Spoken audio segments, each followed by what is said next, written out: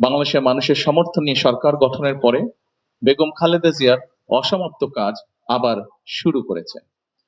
এটি 500 বেডের হসপিটাল হবে ইনশাআল্লাহ, এর মধ্যে আপনারা জেনেছেন।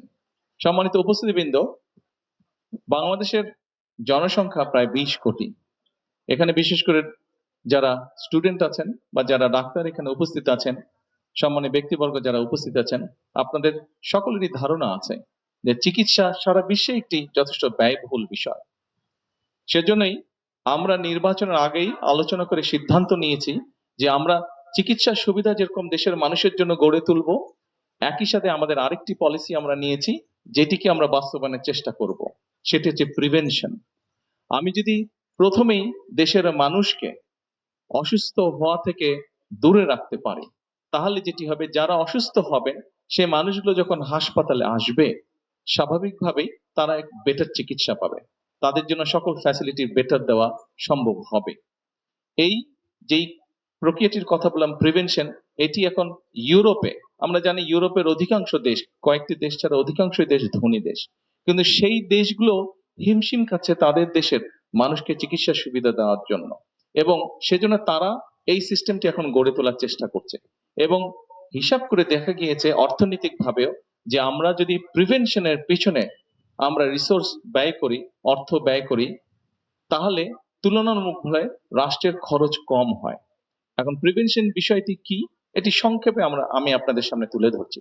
প্রিভেনশনটি হচ্ছে, আমরা স্বাস্থ্য মন্ত্রণালয়ের মাধ্যমে সারা দেশে 1 লক্ষ স্বাস্থ্য কর্মী আমরা নিয়োগ করতে চাই।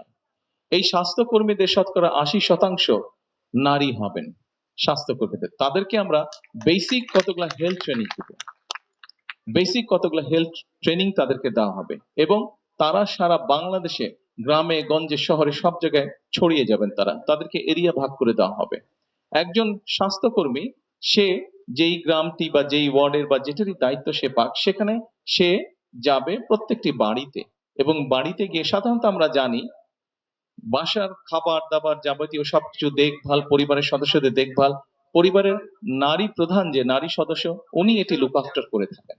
এখন আমরা যদি গিয়ে সেই নারী স্বাস্থ্যকর্মীটাকে পাঠাই, এবং সেই নারী স্বাস্থ্যকর্মীটা গিয়ে যদি সেই পরিবারের যে প্রধান নারী আছেন তাকে যদি উনি বোঝাতে সক্ষম হন যে পরিবারের সদস্যদেরকে কি কি খাবার মেপে কম দিলে ডায়াবেটিক হবে না, কি কি খাবার কিভাবে উপস্থাপন করলে হার্টের অসুখ হবে না, কি কি খাবার কিভাবে পরিবেশন করলে ডায়ালিসিস অর্থাৎ কিডনি সমস্যা হবে না, তাহলে আমরা যদি এখানেই রোগীর সংখ্যা কমাতে পারি, জিনিসটা 1 দিন 5 দিন 7 দিনের বিষয় না, এটি বছরের পর বছর ধীরে ধীরে এটার রেজাল্ট আসতে সময় লাগবে, কিন্তু আমাদেরকে শুরু একদিক থেকে করতে হবে।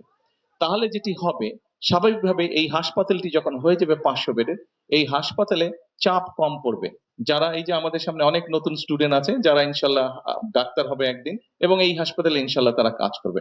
কিন্তু এখন আজকে এখান থেকে যারা ডাক্তার হবে তাদের কাছে যদি এখন যেভাবে আছে সেইভাবে যদি প্রতিদিন তাদেরকে 100 রোগী দেখতে হয় একজন ডাক্তারকে, কিন্তু সেই 100 রোগীটাকে যদি আমরা কমিয়ে ফেলতে পারি, অর্থাৎ ছোটখাটো চিকিৎসা এবং মানুষকে অ্যাওয়্যার করার মাধ্যমে, সচেতন করার মাধ্যমে যদি সেখানেই আমরা মোটামুটি মানুষের অসুখের সংখ্যাটা কমিয়ে রাখতে পারি, অসুস্থ মানুষের সংখ্যা, তাহলে দেখা যাবে যে একজন ডাক্তারকে হয়তো 30টি রোগী দেখতে হচ্ছে। স্বাভাবিকভাবেই 100 বদলে যখন 30 বা কমে আসবে, যখন ডাক্তারের জন্য কিন্তু কনসেন্ট্রেট করা, অর্থাৎ একজন রোগীকে বেশি সময় দেওয়া সম্ভব হবে, একজন রোগীকে বেটার চিকিৎসা দেওয়া সম্ভব হবে।